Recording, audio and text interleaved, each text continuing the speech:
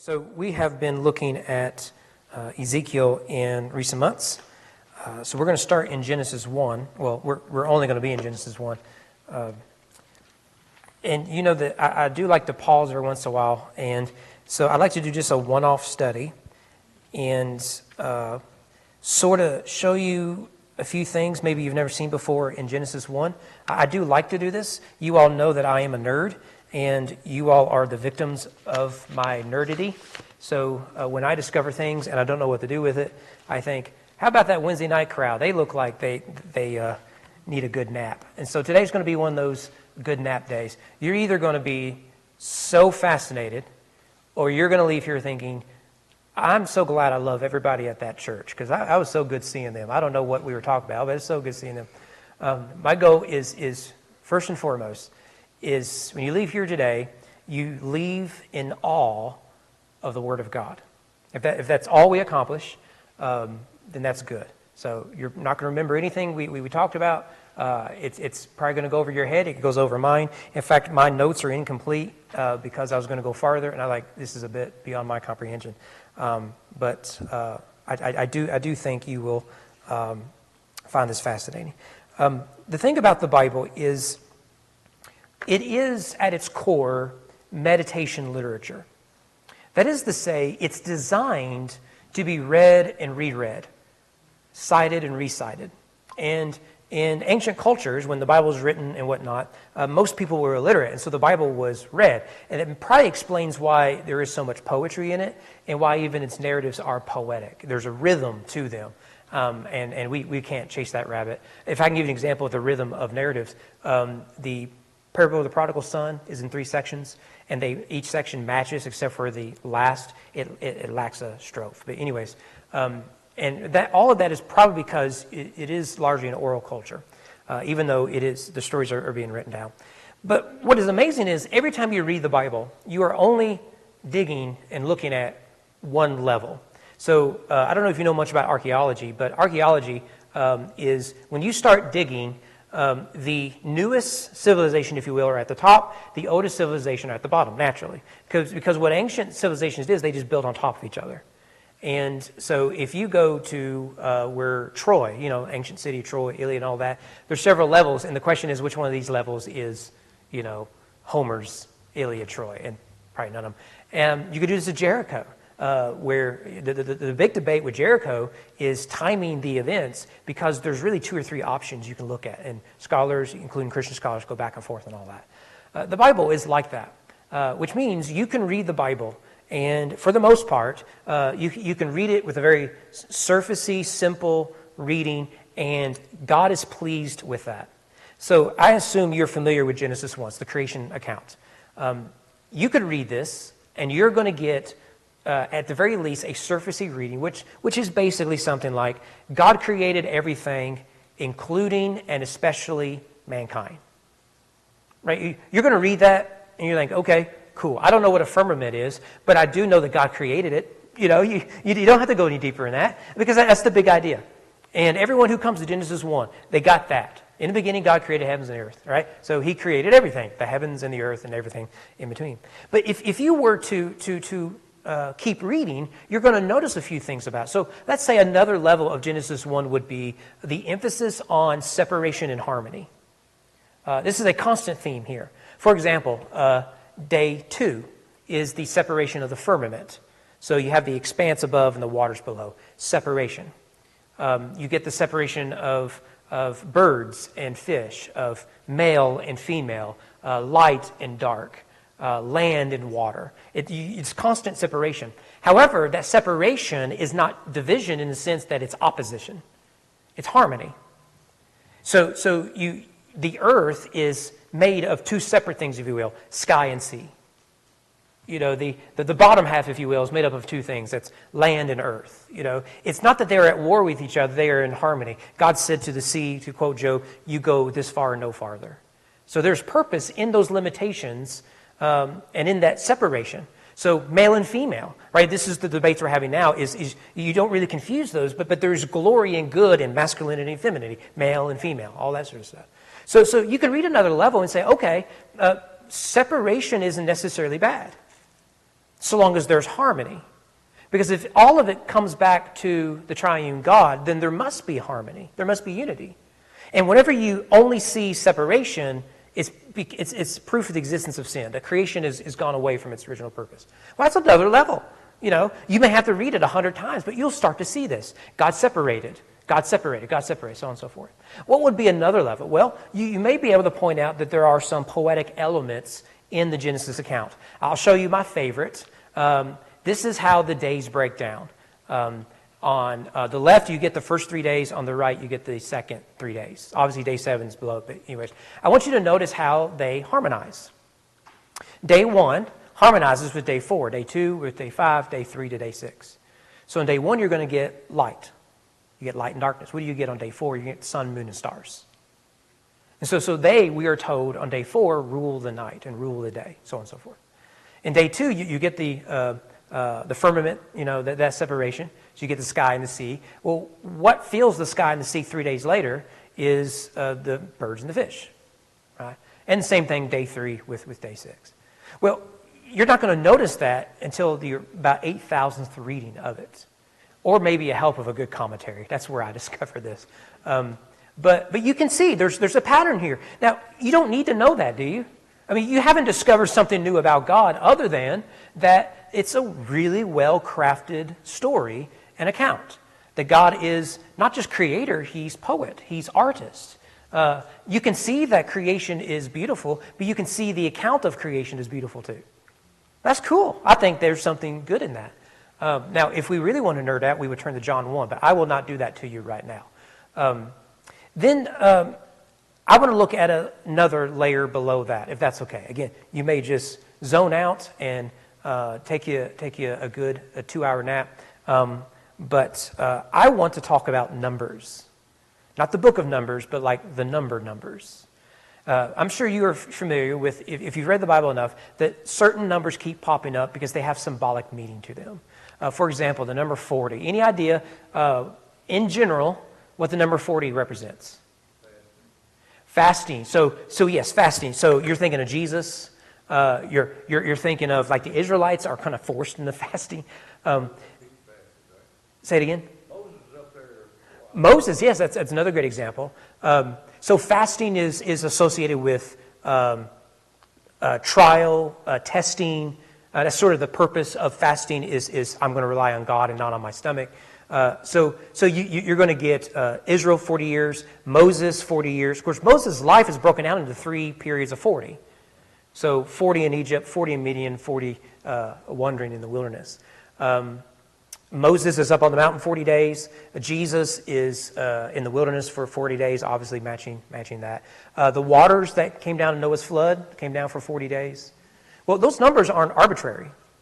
Now, we can debate whether it's literal or just symbolic and probably a little bit of both, but at the very least, the biblical writers, by using numbers, are drawing our attention to a certain pattern. Okay? So we could do that with 40. What about the number 6? Any idea what this is going to represent? Number of man, and is the number of incompletion. As we'll see with the number 7, 7 represents completion, wholeness. 6 is one shy of it. And it is almost to completion, but you're just not quite there. But it is the number of man. Did I have it up here? No. Revelation 13:18. This calls for wisdom, John writes. Let the one who has understanding calculate the number of the beast. It is the number of a man. And then it's, of course, 666, which is probably Nero. But, you agree with that, don't you, Danny? It's Nero. 666 is in the immediate Nero, but also a future. Yeah, okay. And I don't necessarily disagree with that. But anyways, obviously that number 6 plays an important role. 10, you've come across this a few times, I bet. Any idea what this represents? Very similar to number 7. It's going to be completeness. It's going to be divine law. So you're going to get the 10 Commandments. But it's not just that it's a round number. That's the way we think. But that it's like the law of God summarized into 10 words or 10 Commandments. In fact, we looked at 10 Commandments months ago, maybe a year ago or so. But when God builds his nation, he founds it on these 10 structures. So it's going to be worship, it's going to be family and behavior and desire, stuff like that. So then there is the 10 plagues in Egypt. So it's not just that God judged Egypt, that the judgment came to completion. There is, I didn't put this up here either. Revelation 2:10. Do not fear for what you are about to suffer. This is to one of the churches. Behold, the devil is about to throw some of you into prison that you may be tested, and for 10 days you will have tribulation. Your testing will be made complete. A tithe is a tenth, so we see that everywhere. All right, 7, this is the easiest. It's going to represent completion, fullness, perfection. Creation in 7 days, we'll look at that. Revelation is full of sevens. They are everywhere. 7 bowls, 7 trumpets, 7 seals, your 7 churches. In fact, it seems to be structured into these sort of sevens. They are everywhere. Naaman, when he gets leprosy, Elisha the prophet tells him to go wash 7 times. Jesus taught us to forgive 70 times 7. And that is worth pausing on. When we talk about numbers, we're not just talking about 40 or 10 or 6 or 7. We're also talking about multiplication of numbers. So Jesus is direct when he says 70 times 7. He could have said, if my math is right, 490 times. It would still mean 70 times 7. He's playing on those numbers. So it's 7 to the max, because 70, get this, is 7 and 10 multiplied. So you get completeness upon completeness with additional completeness, 490. So 70 times 7. Here's another fun example from Revelation. The 144,000 Jews is 12 tribes with 12,000 in each tribe. So the number 12 is going to play an important role. You get the 12 apostles, you get the 12 tribes. Is the 24 elders, we've talked about this, Danny. One of the common views is they represent the 12 tribes and the 12 apostles. Is that sort of where you're at? 24 is also the number of courses that when David made in the temple, they were kind of like a ship. And it was 24, I guess I just call it a ship, of people that work in the temple. They rotate. That's interesting. I've not heard that. That's brilliant. Write that down, because I'll probably never say that to you again. But even then, the number 24 is associated with 12, because it's 12 times 2. But you get the point, okay? This is sort of the way. Now, with this said, not every number has some secret meaning to it. Sometimes there are 3 soldiers because there were only 3 soldiers. And that's okay. Sometimes there are, 13 trees because there were 13 trees. Sometimes they're just numbers. And that is a challenge. But when it's clear, then I think we can speak of it. So let's look at Genesis 1, see if we can have fun with this, okay? All right. Do not panic, okay? On my screen it was bigger. But this is Genesis chapter 1, verse 1 in Hebrew. I would remind you, you read from, I pushed a button. There we go. Go from right to the left. It gets easier once you study some Hebrew. It's natural once you get used to it, but at first it is weird. In fact, you can see the letters actually pointing that way for the most part. They're not pointing this way. Anyways, so this is, in the beginning, created God, heavens and earth, if that helps, or the sky and the land, something like that. I want to point a couple things here. If you're good at counting, count the words. 7. 7 words. Very first verse of your Bible. 7 words. Now, do you think that is important?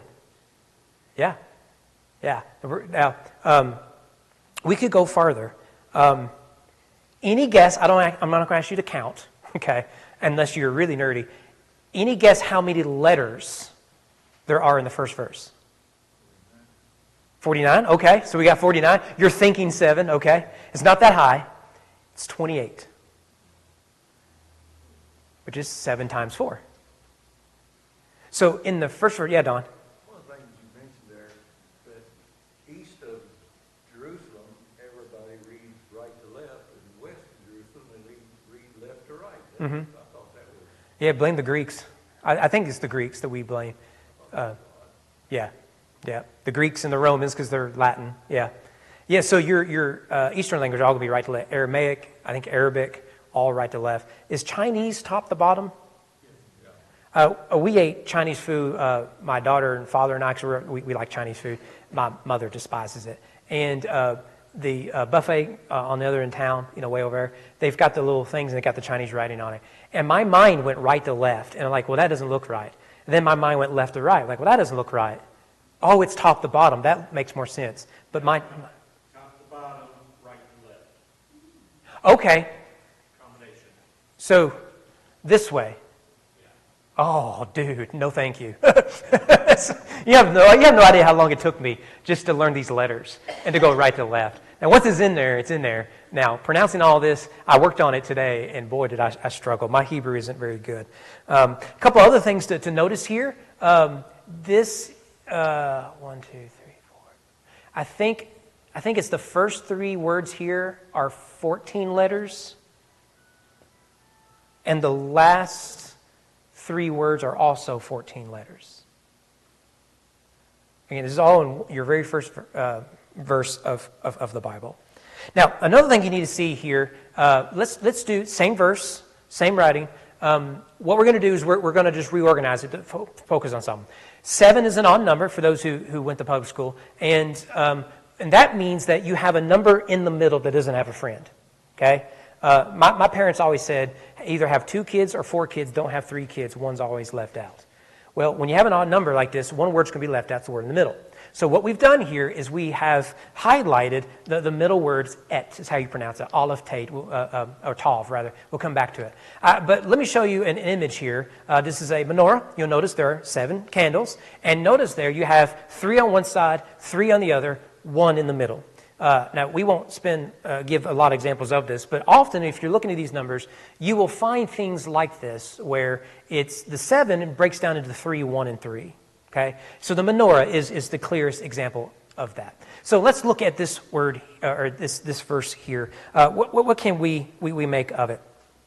Notice the 4th word, the middle word, is, again, the Hebrew word et. Any idea? I bet all of you know what this word means. Exactly. You don't know what it means because it doesn't mean anything.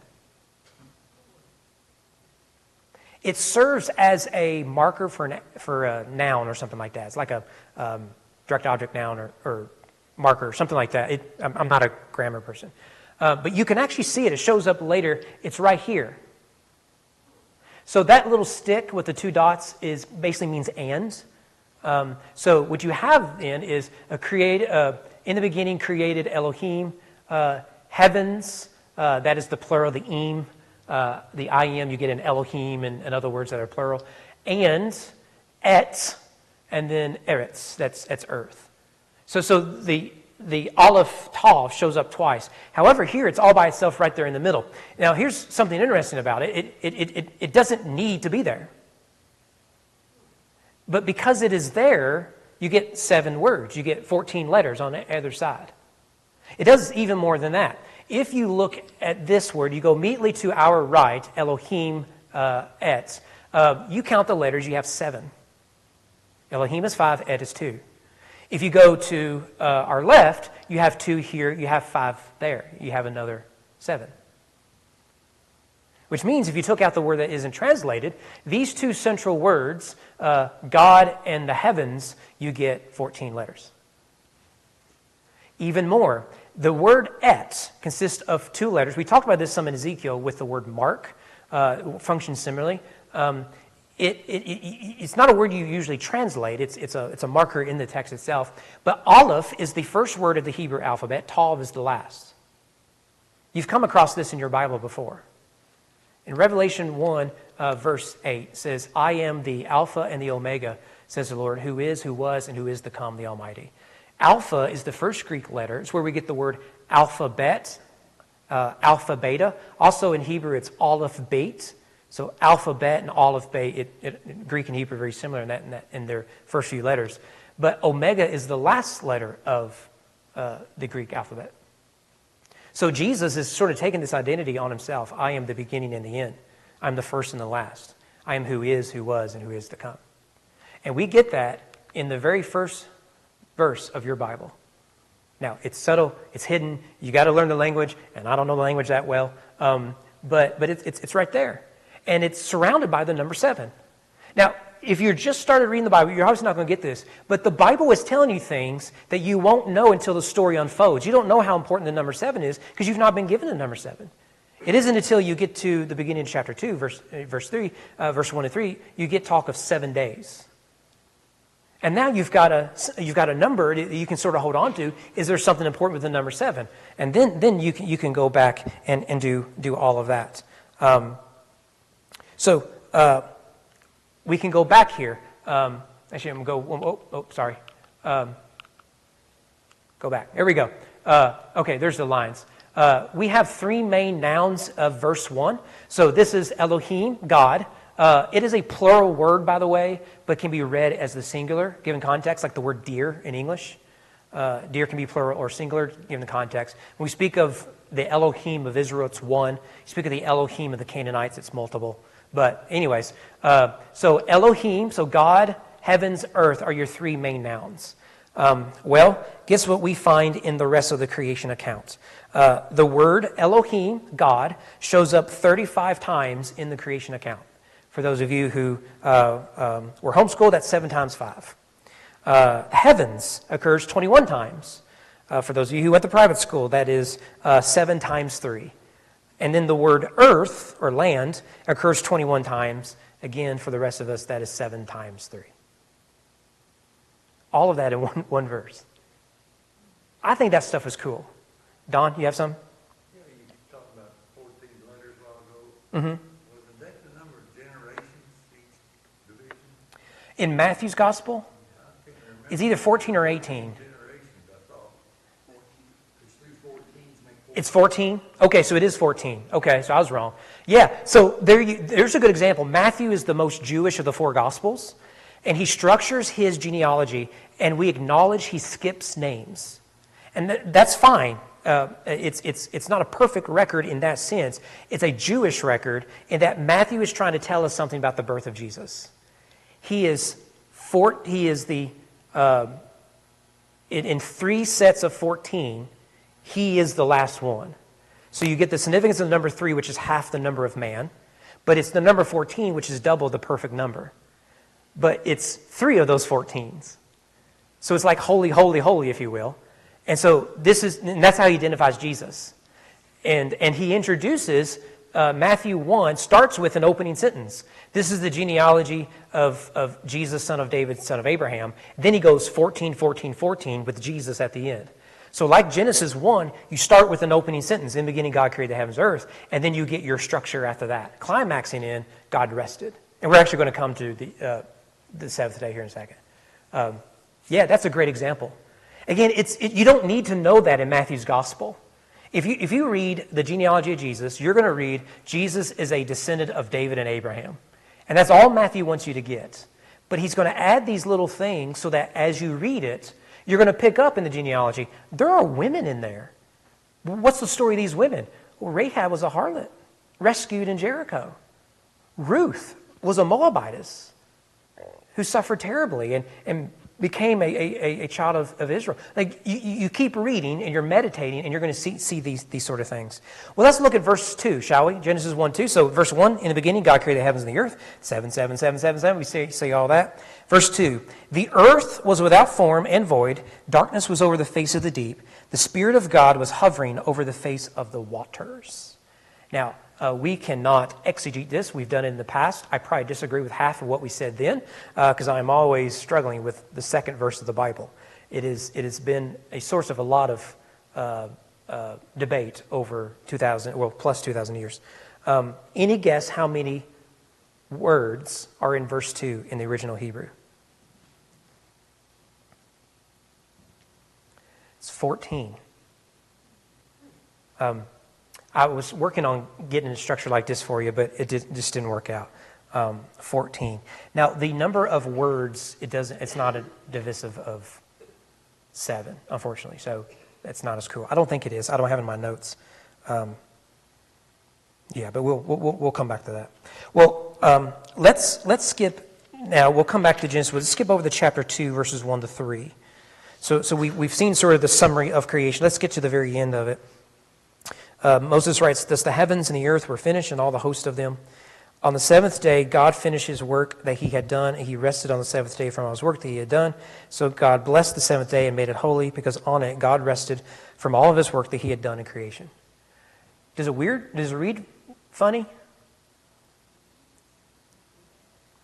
It's bad English, ain't it? It's terrible English. One of the things I've learned in writing is that you should avoid using the same words in the same paragraph, at the very least. But in Hebrew, when you see repetition, it's not that the writer is a poor writer. That's the way it works in English. But the writer is trying to scream at the reader to make note of this. So what can we say? Well, you'll notice here that on the seventh day, the number 7 appears 3 times. So, in fact, look at the second part of verse 2. No, starting with verse 2, sorry. On the seventh day, God finished his work that he had done. Here's the second part of verse 2. He rested on the seventh day from all his work that he had done. See the repetition? Here's beginning of verse 3.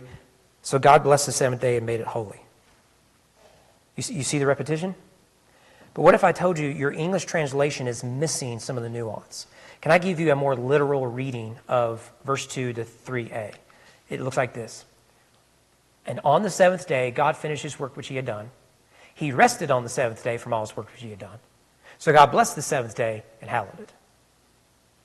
I want you to notice the phrase, seventh day, functions in the middle of each sentence. So, again, if we go back to a sentence like this, the middle here plays an important part. And so when you get to the very end, the author is screaming the importance of 7. So it was on the seventh day, right in the middle of it. Now, our English, because we are English speakers, we don't like that structure. But you're putting what God does in each, because it's repetitive parallelism. But seventh is stuck there right in the middle. Now,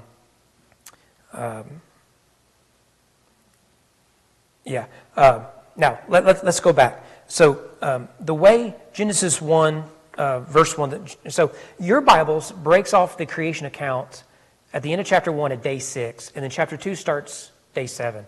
And it's always been weird. Now, there's reasons why they did that. The King James people or it was actually before the King James, Latin Vulgate did the chapters, King James did the verses. But those have been standardized in all of our Bibles. So you can go virtually any Bible in the world for the most part, and you're going to find basically the same.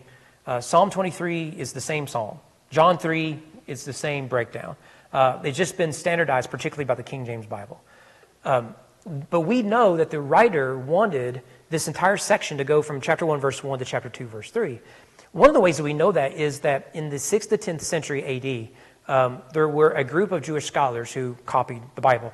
And their manuscripts became the basic manuscripts of the early English translations. Tyndale, Matthews, Cloverdale, the Geneva, and the King James Bible. This is where there's debate over manuscripts and the Bible stuff. That's neither here nor there. What's interesting about those manuscripts is the scholars put paragraph markers in the Genesis accounts. And there are 7 paragraph markers. We get them in our English Bible. Now, if you have the King James, because in a lot of King James, every verse is its own paragraph, essentially. So it may not work out, but I can tell you in mine, for the most part, it does. For example, the first paragraph ends at verse 5. Which means verse 1 to 5 is paragraph 1. The second paragraph is verse 6 to 8, paragraph 2. And you can see it's pretty straightforward. It follows the 7 days of creation. Which means that the manuscript scribes are wanting us to pick up on this picture of that the creation account is itself broken out into 7 paragraphs. Obviously, you have 7 days. But they really want to emphasize that point for the reader. Now, why does any of that matter? Well, it really doesn't. However, what we can do is say, okay, so chapter 1, verse 1 to chapter 2, verse 3 is one whole unit. So let's just isolate it together. What can we grab from it? Well, obviously the number 7 has played a massive role from the very beginning of verse 1 all the way to the very end of chapters 2, 1 to 3. It's seventh day. You get an emphasis on seventh day, seventh day, seventh day, and it's repeated 3 times, like 14 is 14, 14, 14. It's emphasized over and over and over again. Okay, so let's then take those verses, put them together. How many words do we have? I don't expect you to count or guess. The total is 469 words. Any math whizzes here? Oh, good, because now I don't feel bad. That is 7 times 67. So you have to tell the creation account of Earth and the whole cosmos in a precise number of words. And it is a multiple of 7. Okay, well, let's go back. So we've looked at the very beginning. We've looked at the end. What about in the middle? Well, you'll notice we do see something similar throughout here. The word day, for example, on the first day, the second day, third day, and all that, it shows up 14 times in this section. The word water shows up just in days 2 and 3. They occur 7 times. So go down to verse 6, if you will. And God said, let there be an expanse in the midst of the waters. Let it separate the waters from the waters. And God made the expanse and separated the waters that were under the expanse of the waters that were above the expanse, and it was so. And God called the expanse heaven. There was evening, there was morning, second day. And God said, let the waters under the heaven be gathered together into one place. Let the dry land appear, and it was so. God called the dry land earth, and the waters that were gathered together he called seas. And God saw that it was good. Go back and read that again. Do you need to repeat the word water that much? It's bad English. It's good Hebrew theology. In fact, you'll notice it's 5 in day 2. It's 2 usages in day 3. You can go back to verse 1 where you have that same. The third word is 5 letters. The fourth word is 2. You see that 5 and 2 combining. Fascinating. The word light, let there be light, so on and so forth. It occurs 7 times in day 4 alone. We can look at it if you want to. Verse 14, let there be lights in the expanse of the heavens to separate the day from the night. Let them be for signs, for seasons, for days and years. Let them be lights in the expanse of the heavens to give light upon the earth. Notice the repetition there. That's a bad sentence, isn't it? Let them be lights in the expanse of the heavens to give light upon the earth. What else is a light going to do but be light? It's so redundant. Unless, dear reader, there's something significant with the repetition. And it was so, verse 16, and God made 2 great lights, the greater light to rule the day, lesser light to rule the night, and the stars. And God set them in the expanse of the heavens to give light on earth, to rule the day or the night, separate the light from the darkness. God saw that it was good. There was evening, there was morning, the 4th day. 7 times in those verses. Speaking of light, I'm pretty well convinced that when Jesus was on the cross, there was no eclipse.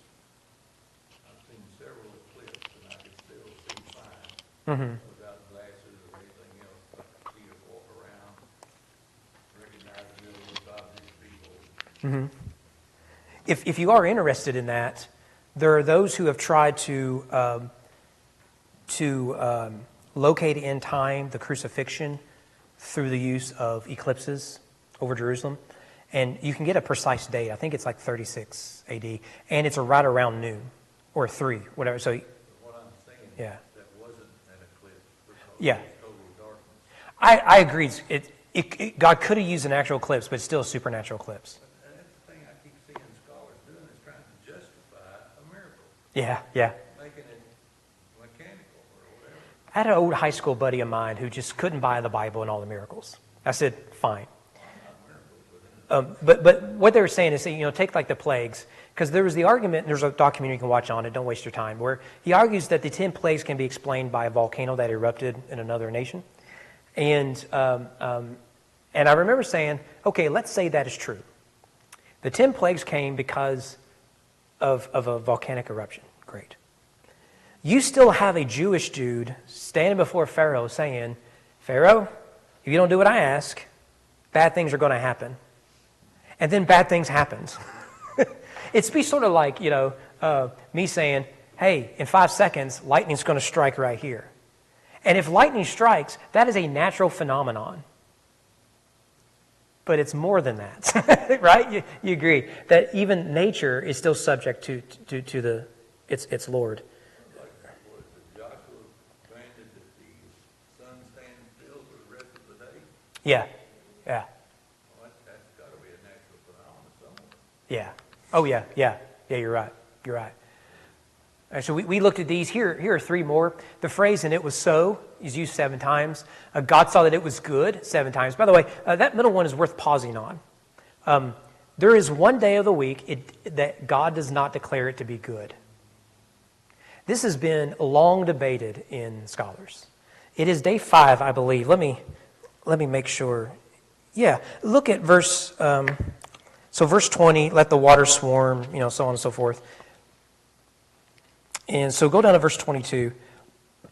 God blessed them, this is the fish and the birds, saying, be fruitful and multiply, fill the earth, seas, let the birds multiply in the earth. There was evening, there was morning, the 5th day.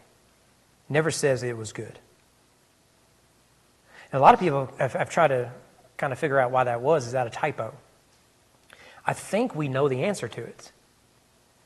And the answer is that in day 6, God declares things good twice. So go down to verse 25. God made the beasts of the earth according to their kind, the livestock according to their kinds, and everything that creeps on the ground according to its kind. God saw that it was good. And then we get, if you go down to verse 31, and God saw everything that he had made, behold, it was very good. There was evening, there was morning, 6th day. Did you say when he made man, he didn't say it was good? No. Day 5, it didn't say good. But day 6, it says it twice. And the second time, the last time it says very good. Really emphasis. Why does that matter? I reject any idea that the 5th day it wasn't good. I think the writer is sort of forced into this because of the use of numbers. Like to us, we don't do this game. Yes, Stephanie? My Bible says it's On day 5? What translation you have? ESV. What verse are you on? Oh, it is. It's verse 21. Okay, so it's not day 5. So is it day 2 Maybe. or the first day? Yeah, I think you're right. Okay, there you go. But one of the days doesn't contain it. Yeah, that's good. It's a good catch. Thank you, Stephanie. Yeah, but you can still see it there, right? That they're kind of tied to having 7 of these. And because in the surface reading of this text, you got that there's something special about humanity. God created everything, but humanity in particular, God has a special relationship with humanity, made in the image of God and all that. Well, that shows up again in this repetition of the 7s. So you are left asking, well, why doesn't it say one day isn't good, but day 6 it says it twice? That's fascinating. And then, of course, the word on the earth shows up 7 times as well. What's interesting about on the earth, go to verse 29. There should be an 8th reference here. The writer is rather creative. God said, behold, I have given you every plant yield seed that is on the face of the earth. Every tree and its fruit, you shall have them for fruit. The writer, particularly in the Hebrew, adds the word face. So 7 times it says on the earth, but in verse 29 it says on the face of the earth. Because he doesn't want to mess with that number 7. Cool. Because you don't need the word face there. It still means the same thing. But okay, all right. Hopefully I haven't lost you. We can do something similar with the number 10. We won't do all that. Let me show you one thing with the number 10. God speaks 10 times with the phrase God said in the creation account. So chapter 1, verse 1 to chapter 2, verse 3. God said 10 times. It breaks down that 7 of those he speaks to creation, 3 of those he speaks to mankind. So again, you have an emphasis of 7 and 3 even there. So if you wanted the references to when he speaks to man, it's verse 26, 28, and 29. And let me show you one more. There is a potential 11th reference to this, but the writer messes with the words. Go to verse 22. It says, God blessed them, saying, You see, it doesn't say, and God said, and God blessed them, saying. That way he sticks to the number 10. So he adds some words in there. Okay, why does this matter? And then we're done. I hope I haven't lost you, or just I nerded out and you were just victims of it. Why does this matter? Well, one, I want you to just be amazed at what it is that we have in the Bible. And y'all brought up other really fun examples. I think the genealogy one of Matthew is really fascinating. And we could think of dozens and dozens of other similar examples where this is done throughout the Bible. You can do this with the length of the patriarchs, their years. You can break it down, and it's fascinating, but it goes beyond my abilities. But there's another reason for us to see this is it's clear what the writer wants us to get, that creation is complete and good as it is. And our duty is to cultivate the earth that is good. And that we, as men and women, as human beings, are by nature good. Now, morally, all that, no. Ontologically, yes. That God's creation is done.